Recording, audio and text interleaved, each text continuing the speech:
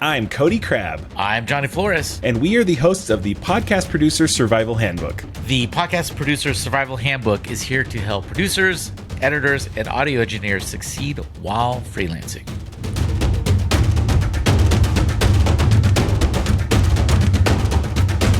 Hello again, our loyal listeners. Thank you for listening. Hello again. Yeah, naturally. We haven't recorded in a minute, so it's like it's been a second. Yeah, the listeners don't know that. They don't know that. Yeah, as far as you know, it's just normal. Yeah, it's been a few weeks for us. So we typically start with like an update thing about something we learned or something like that. So I had this funny thing happen where, my wife, I was just telling Johnny before we hopped on, my wife has been out kind of helping her sister because she just had her baby, and it's just kind of been me and the kids or whatever. And I kind of had this weird moment of like, oh, maybe I don't have to work as much as I thought I do. Like I just was like, oh, I can't work today. And then I was like, oh no, I'm going to be all behind. And then I just wasn't because I'm so used to just putting in way too much time and working like 6 days a week sometimes even. Yeah. And I realized like, even if you think you may not be able to take some time off, like just do it, just try, and you'll make it work. That was a lesson I learned that I should have learned like 5 years ago, but at least I'm learning it at some point. So I'm gonna straight up try like taking tomorrow completely off, no work at all. Good for you. So, yeah, we'll see how it goes. I don't know. You need to do that. As of when we recorded this, every June, my dad comes up here. We're a motorcycle family, and my birthday is like right around Father's Day. So, and this riding trip usually falls right around that time. But it was nice because I took 2 days off and I didn't bring anything related to work. In fact, I even put a vacation notice on my email saying, I'm out of town. Nice. I do not have access to my phone. I don't have access to emails. I will contact you when I get back. Now, did I have a ton of emails to catch up on? Yes. But it was nice not to even have to worry about it or think about it for those couple of days I was out of town. Yeah, and it's that thing. We've talked about it before. Like, you'll be more productive. You might be even more productive taking the time off because you have a chance to reset and kind of, I'm actually, by the time when this episode goes up, so let the listeners know, this episode is going to be about podcast movement. We'll get to that in just a second. But yeah, because this episode will go up around that, I'm going to podcast movement. Do you think you're going, Cody, or? I'm kind of going back and forth. So I actually just found out that Outlier, which is another podcast kind of convention. It's much smaller than Podcast Movement, but it's a decent size. It's going to be in Salt Lake City. Oh, nice. So I just found out that it's like pretty much down the street. I can literally like go like there during the day and come back at night. Like it's super close. So I'm kind of like, well, if I can manage to do that, maybe I can kind of skip it this time. But yeah, so I'm kind of, we'll see. But right now I'm kind of leaning toward no, but it's still open. Well, my point in bringing that up though is like, I'm pretty sure I'm going to take the week off before podcast movement. I see. Because I haven't had like a good legit amount of time off in a while. So I'm just like, I'm ready. I need a break. Yeah, the longest I've taken off since I like started with like literally zero work at all was, I was gonna say when I went to Norway, but it wasn't because it was a work trip. So I was I was doing stuff but I didn't do any editing. Like I signed off completely from my clients, and I was doing stuff just for that company that I was there for. So that felt like a vacation. It was certainly a lot less work than I usually do. But mine was also overseas. We went to Ireland in May of 2019 for 2 weeks, and that's the last time I took any significant time off. So yeah, you kind of just need to do it, and we talk about this a lot, but it's one of those things. It's very hard to do as a freelancer because it's literally like, if I don't work, I don't earn money. And a tip for that is I have to front load and back load a bunch of stuff because of course I have to plan not just for when I'm gone, but when I get back, so that there's that first week back, there's content coming out, even though we didn't record for that time I was gone. That's right. Yeah. So there's a lot of planning that has to go into taking time off if you're freelancing. Yeah, that's a good note. And I'll just, as the final note on this, I'll give my little tip as well for a vacation notice. Instead of saying like, hey, can you record an extra episode, or can you do this? Or what I do is I give them some easy options for that week. So I'll say, here are your options. record a new episode just like you normally do. Just give it to me in advance. Do a bonus episode. So maybe just record something that's much shorter and just like stream of consciousness kind of thing, and I'll just make it work. Release an old episode. So just have me go back and find one that I like and record a quick intro, and I'll just release that. Or don't post an episode and everyone will be fine and nothing will happen. That's typically what I'll say. And then a lot of times they'll still say, yeah, I'll just get you an episode in advance. But I give them like no out. Like if they're like, I don't have time. Yeah. If they're like, I have no time, then they're like, well, okay, then don't do one. Like we're not going to do an episode then. But yeah. Okay, cool. Well, and podcast movement is a great transition point here, because that is like the time where there's a lot of planning going on and you have to kind of plan around some stuff. So like I said, we're going to talk about podcast movement. Podcast movement has been big in both of our careers. It's how we met. It's how we met. We've both been to several even in just the last few years together. I've been to ones he hasn't been to, and vice versa. Let's talk about, first of all, what podcast movement is, if you're not familiar with it, why people should go to it, and kind of what the pros and cons are, and maybe some life hacks that people need to know if they're going to go, because there's a lot of little things that it gets pricey. It does. It does. And I have a really funny story about that. But so first of all, what is podcast movement? If you've never heard of it, it's basically probably, I would say, the biggest podcast conference, convention, whatever you want to call it, in North America, probably even bigger than anything in Europe too. I would be very surprised if there was something else that big. The only one that I know of that even kind of rivals it is Podfest, right? And Podfest is only in Orlando, Florida, I believe. Yep. And it doesn't rotate. It's always in, I believe, August. So and podcast movement tends to get the bigger names and stuff like that too. So typically you get all kinds of people there, tons of like corporate people that are like selling their products. You get like people that are trying to get you to sign up for their hosting platforms and their apps that they made. That's how I found out about Riverside when I went to one. Oh yeah? It was at a podcast movement.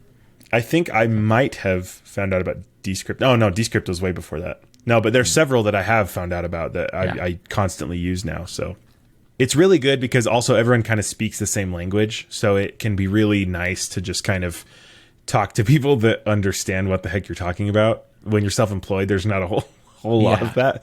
So that was one benefit that I didn't even realize I was getting, was I just would talk to people like you, and you're like, you understand me. Like you get it. Yeah. We're doing the same stuff every day. So that was really cool. So basically it's kind of your typical convention. You were in a big hotel, you get like the big convention floor where they've got booths and they've got just people walking around giving out free stuff. I get all of my t-shirts from this now. I do not buy t-shirts anymore. I get everything from there. I walked away with 6 t-shirts last time. That's where I get all my pens. Pens too, yeah. I always tell Sasha, like, don't buy pens. I will bring home a year's worth of pens. Yeah, and also dumb stuff where I'm like, why? I don't need a stress ball from Blueberry. Yeah. But okay, now why would someone like us want to go to podcast movement? There's a lot of reasons I have as well, but I'm curious what your main ones would be. Sure. There's one thing you left out too. There are tons and tons of panels. Oh, duh. So yeah, the half the point of being there. Yeah. Yeah, covering every level of podcast production, starting one, audience growth, all that stuff. But why someone as a freelance production person would want to go is you will make connections. You will meet tons of people there that are both in our shoes where they're freelancing or they're working for production companies. We met Michael in the LA one. We ran into him again at Las Vegas because there's 2. I guess we should have said there's podcast movement and then evolutions. Podcast movement tends to be more broad and for everybody. Evolutions tends to be more industry people.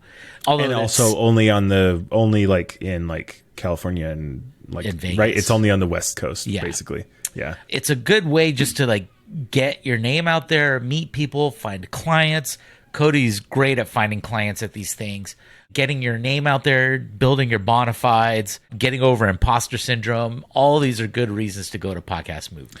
I completely agree. And one of the other big things too, I think, is, it sounds kind of gross to say it this way, but like your meal ticket, you never know who that person's going to be that like makes that kind of game changer connection for you. Yeah. So it really is like, it's just a way to just expand your network as quickly as possible. They've got really cool, they work with this really cool app called Swap Card, where you can just like scan someone's badge and like you just Set have up all their meetings. information, and it's so easy. Yeah. So everything you said, I completely agree with. And then I would also tack onto that, production people tend to be in the minority at these things. There's obviously a ton of them still, but like as a percentage, I mean, it's like freelance production people it's not the main people that are there. So I would say the production people that are there typically are there because they work for Wondery or they work for, right. Yeah. You know, the first one I ever went to, I ended up hanging out with like executive producers for Comedy Central's podcasting wing. Oh, yeah. And I kind of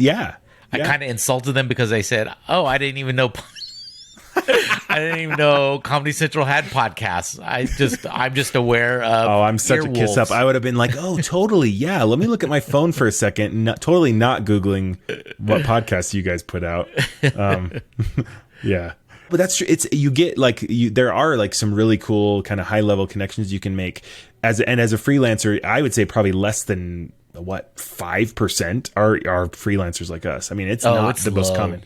It is not the most common people, which is it's a gold mine for clients, because I would say the vast majority of people are there are podcasters that are looking to grow their show, or like they're starting to take it seriously. Like they're like either like we're going to start a podcast and we're investigating what that would take, or they're like we started a podcast and it's starting to actually do something, or we've plateaued and we don't know what to do. Or they've plateaued, but they're going to continue it. They're going to like they're starting to really take it seriously. And the note that I always think of is, and they clearly have some money to spend on it because they're there.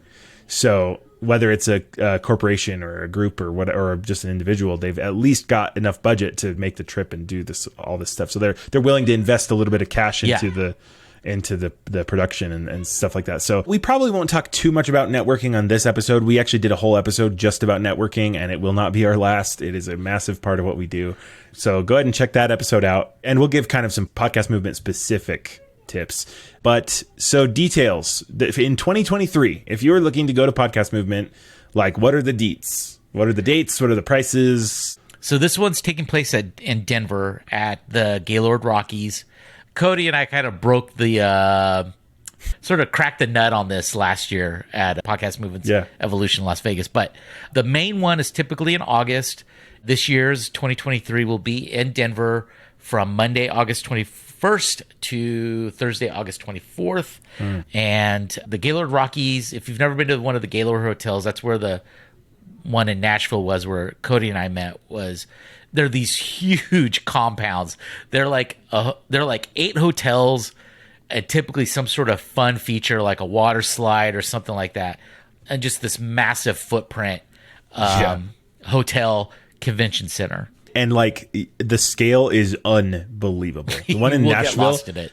The one in Nashville had like 5 convention centers. Like there were multiple conventions going on at the same time. I don't know how interfering with each other. I've been to convention centers where you're like, which one is this? Right. No, like I went there to was one, none of that. I went to one where it was podcasting on one side and then some sort of law enforcement thing on the other. When I walked up, the lady was like, "You're with the podcast one, right?" And I was like, "Yeah, how could you tell?" She's like, "I can tell. You're over here." To be fair, like we got the look. I would say we've got the look. Yeah, we don't look like cops. Definitely not. Yeah, definitely not. That's the other thing too, is that these tend to be a little bit nicer hotels. So you may be tempted to go, "Oh, well, I'll just stay down the street and no problem." So let me tell you my saga of being stupid with hotels in Podcast Movement. I did that when I went to my first one in Nashville in 2021. I was like, "Oh, I know what I'll do. I'll just get some whatever crappy like Days Inn hotel down the street. I'll walk there." So I Google it, right? Oh, this was half a mile from the convention center. Easy. No problem. I can get there quick. There's fast food also close. I can, whatever. What you don't think about is the fact that these are so huge that half a mile on paper is actually like a lot more because It's not a straight shot. it's well, and it's not half a mile to your destination. It's half a mile to the edge of their property. So you're like, I measured it, and it was more like 2 miles. So by the time, at the end of the day, I was walking 2 miles every time I wanted to go back to my hotel, and I didn't want to pay too much because I was trying to be cheap and not do Ubers and stuff. So then, it depends on where it's at. Like Podcast Movement's evolution last year in Los Angeles, I got a hotel that was blocks away, so it was easy to walk there. Podcast Movement, the big ones like Nashville, I did the same thing. Our hotel was half a mile away. It took me forever to walk into the facility and then get to the convention center. so that's my first advice. It seems like it's really expensive. Like I think you mentioned it was $239 a night for just kind of the basic. No, yeah, this year at the Gaylord Rockies, it's $239 a night. Yeah. So honestly, you're going to think, oh, I can save money by doing something else, renting a car and getting a hotel offsite. I promise you that no matter what math you're doing, this is going to be cheaper. Like, it's going to be cheaper. I was looking at hotels near here, near the Gaylord Rockies, because it's closer to the Denver airport, and there's not a lot anywhere near that Gaylord Rockies facility. And they do this, I'm pretty sure, on purpose so that you're there at that convention center, you're there at that hotel. Yep. It's a monster. It's huge. It's monstrous. They've got features there to like kind of keep families there, so you don't really have to go outside of the hotel too much for anything. Yeah, that's the idea. They did this intentionally. Yeah. A lot of the future main ones, the main podcast movements, will be at other Gaylord facilities. They have some kind of partnership. Yeah. Yeah, they must. Like the next one in next year's in 2024 is in DC. I think the one after that might be in San Diego, which is really rare.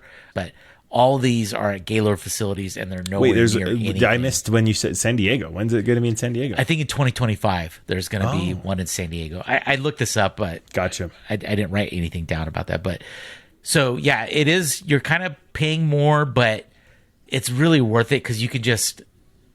It is a lot of walking, and you can just go up to your hotel room, take your shoes off, take a nap, and then when you're ready, go back downstairs. And that's the other thing too, is that there's a lot of things that you don't really think about. Like, it would be really nice to just not have to go anywhere. Like, you just go downstairs instead of.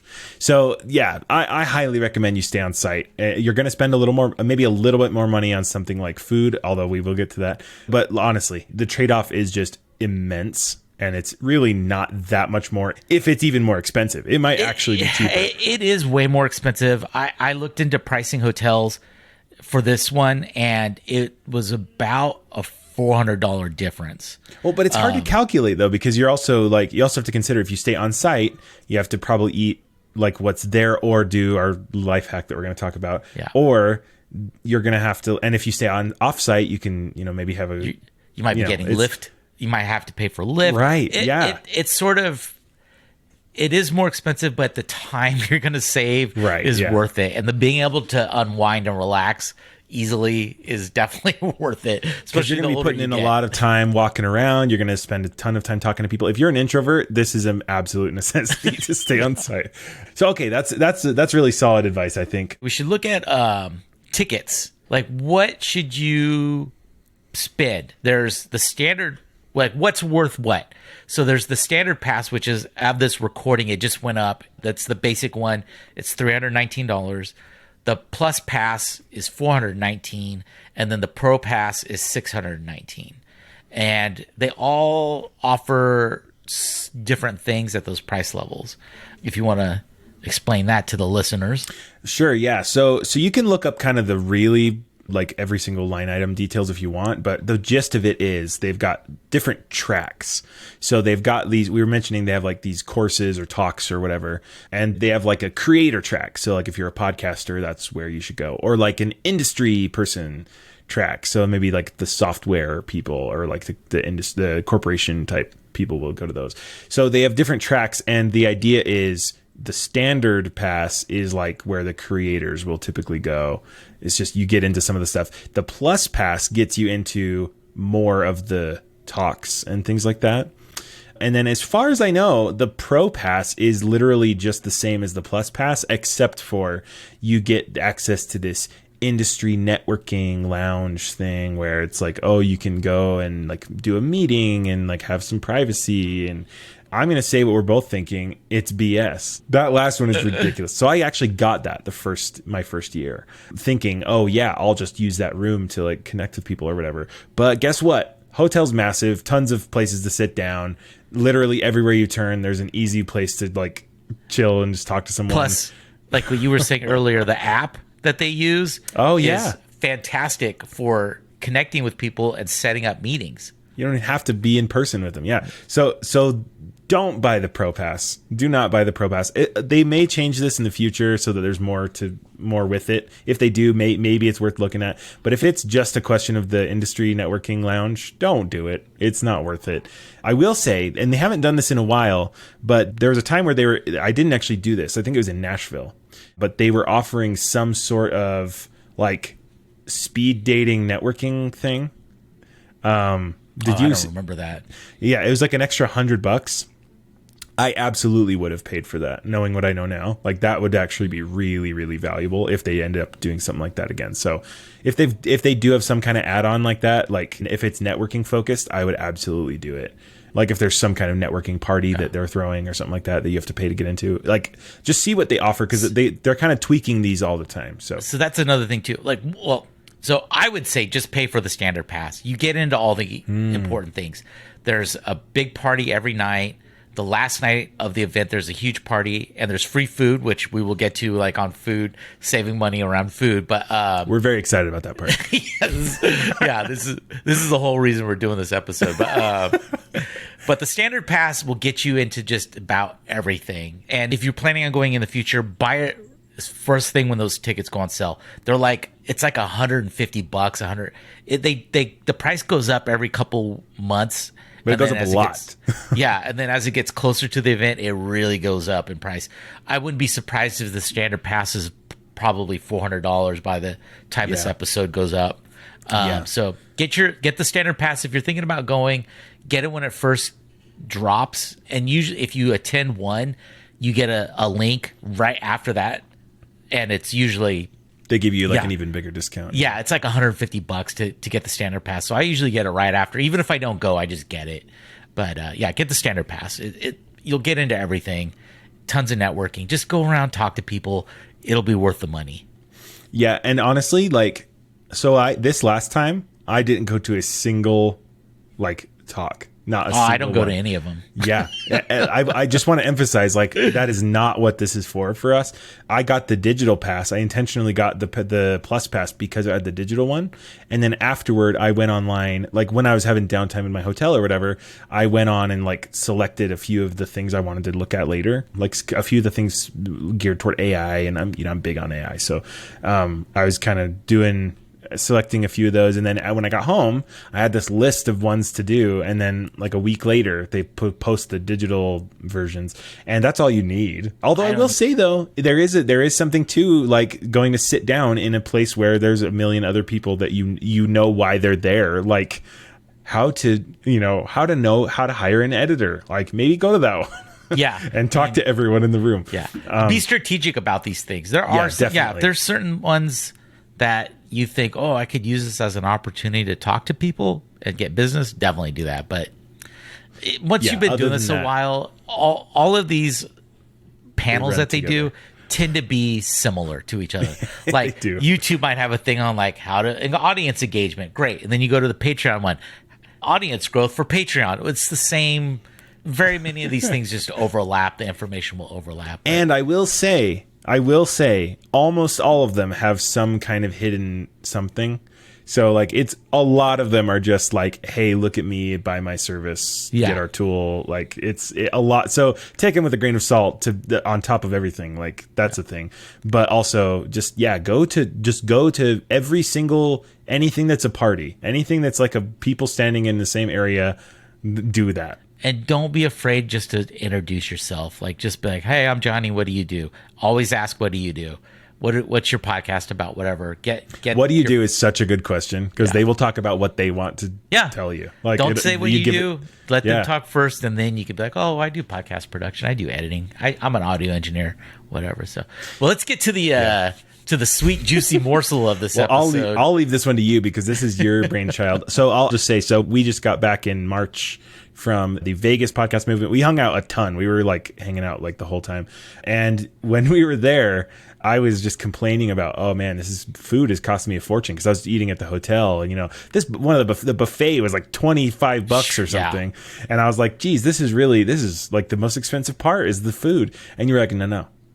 I figured this out. So I'll let you blow everyone's mind. I basically found the immortal star from Super Mario Brothers. You did.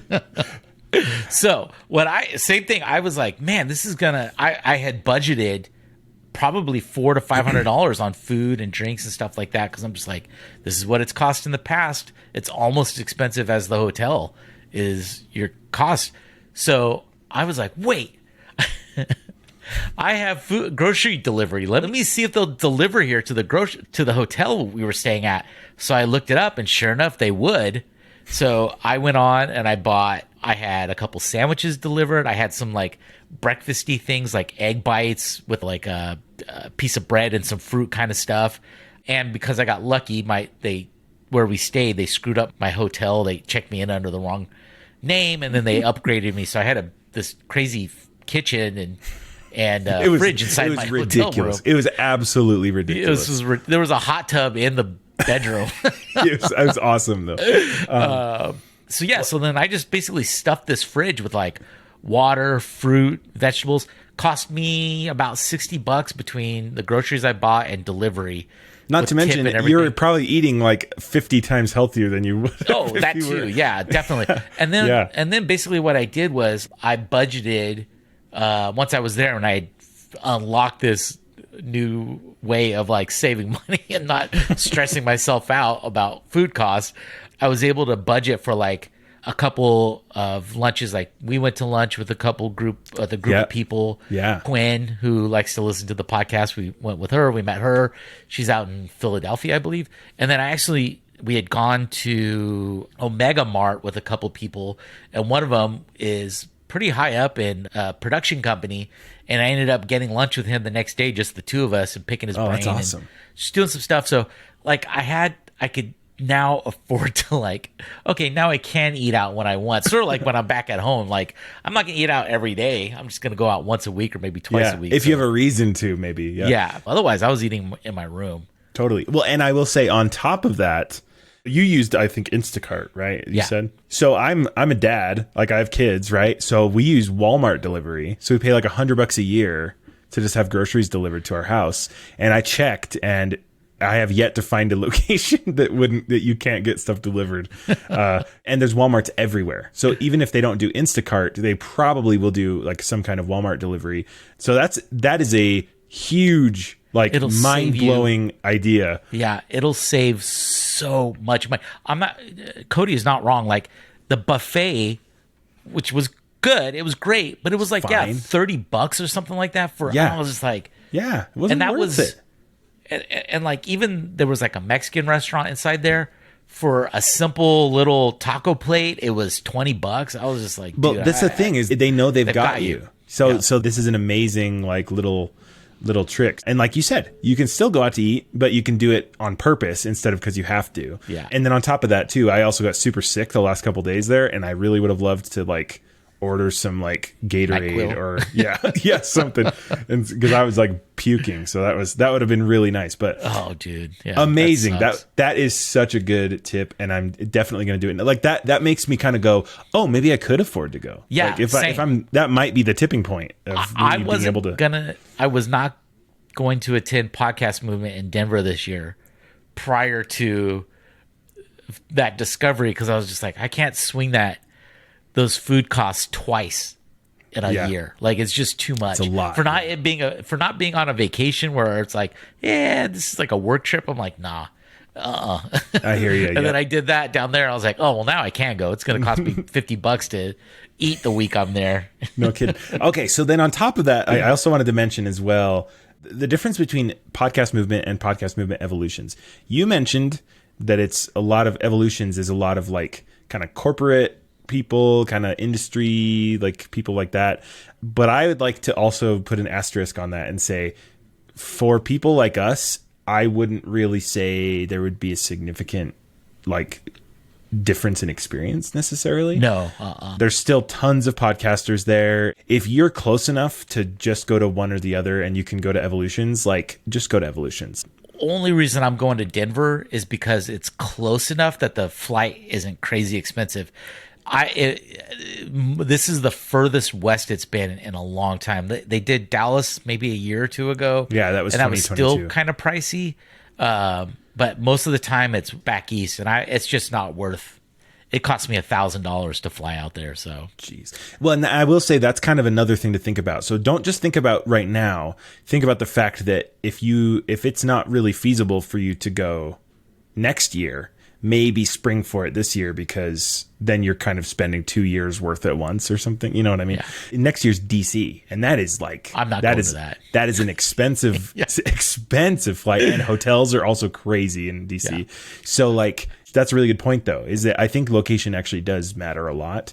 I'm not just going to go to every single one, and in fact, I probably would look closer to Evolutions next year because of that. I pretty much, because I'm in California, Cody's in Utah, and it's not bad to go for me for certain, and probably not for you because you're Salt Lake City is a major flight hub. Vegas or LA is pretty cheap, and plus my parents, my dad and his girlfriend live in LA, so I just fly into Long Beach and stay with them, and then I for a couple days, and then I go up and stay at the hotel near the Evolutions center. So just make a choice of if you want to go based on like what would make you say like. What's the tipping point with where you should go or not go? So one is get your ticket early. If you're thinking of going, get your ticket early. Mm-hmm. It's going to be significantly cheaper. Get the standard pass. It's going to cost you maybe $150 to $200 for a standard pass. Then look at what the hotel is going to be. Like I went to a convention with a client a couple months ago in Utah, in Salt Lake City. And so I stayed. The hotel where it was at was a little more pricey than I wanted to afford, but there was plenty of hotels around there because it was the downtown core. Yeah. So I could get those e-bikes. I could rent an e-bike for like $1 to get over to where I needed to be. Saved me a ton of money. And then I did the hotel food delivery trick. You know, I got Instacart to deliver food. Saved me a ton of money. So my really big out-of-pocket cost was my flight, because my ticket was comped because I spoke at the event. So, like, look at those things. Like, okay, I could save money here. I'm going to spend a little bit more money on the hotel, staying at Gaylord Rockies or whichever one it's going to be at. But I can save some money on my flight, my ticket, you know. But I will say, be optimistic, but don't be unrealistic. Like, oh, I'm just going to eat lettuce and like like make sure you're actually able to do the things you're like. Oh, and I won't go anywhere except for my room, and I won't do anything fun, or I won't. It's like if you go to any of these events, like you're probably going to want to get like a couple drinks or get something like that. So like just kind of think about that, budget that in, and just kind of have that in mind. Couple hacks about that. So at the parties, there's a party every night that's put on by one of the sponsors, like one of the like premier sponsors. Mm-hmm. You usually will get a drink or two for free at that. The last party of the event is put on by Spotify or iHeartMedia, one of those big ones. Everything is comped. It's usually open bar, and then they usually have catered food, so you can save yourself a meal.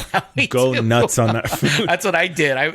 They had delicious like Tex-Mex at the event, and I just wrecked that place. we went to in Vegas. We were at a rooftop event where Paris Hilton was DJing. Oh, God, that's a whole. No, that was LA. That was LA. Oh, that was LA. Oh no, you're right. Yeah. That was LA. And same thing. I was like, as soon as the people came out with a new tray, I'm like, all right, let's do this. Let's go.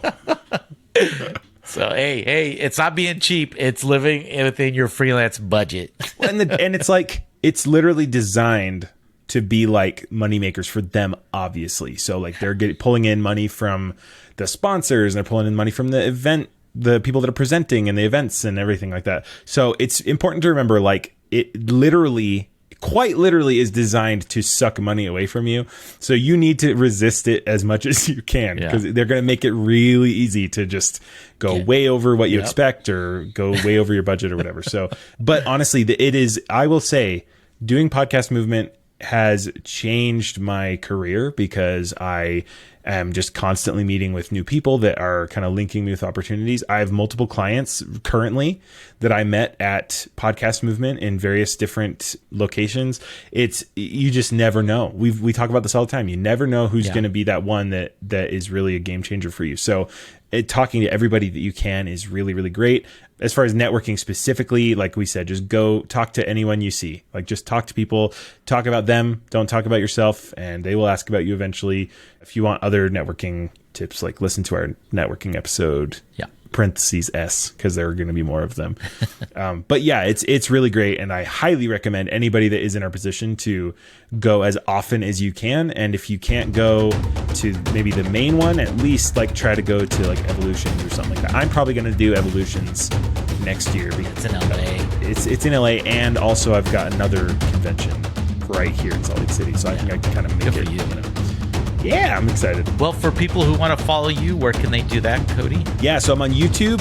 Cody Crab Edits is where you can find me. I do tutorials and production stuff. Or you can find my website, codycrab.com, if you want to learn more about what I do or something like that. Or you want to ask me a question. I don't know. Johnny, what about you? You can find me at florespodcastproductions.com. I'm not really on social media. If you've been listening to this podcast, you know that. And if you want to shoot us a comment, a question, topic you want us to cover, if you think you might want to be a guest on the podcast, let us know. Shoot us an email at podcastsurvivor@gmail.com. Sounds good, guys. We'll see you at Podcast Movement. Shoot us an email or something like that if you're going to be at Podcast Movement. Yeah, we'll link up. Love that. Bye.